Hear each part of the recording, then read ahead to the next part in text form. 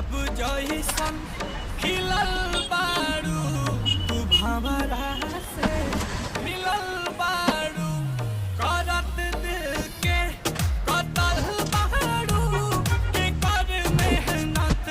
के फल बारू लाली उठावा के लल जावे करत दिलवा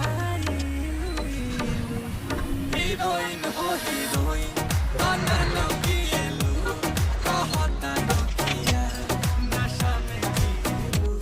बताओ कहीं गजा गाना लगिएलू कहता नकिया नशा में जिएलू हीरोइन हो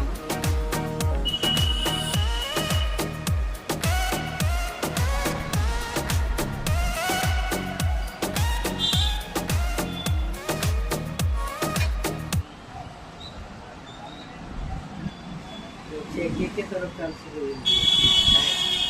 एक चैनल में तो मतलब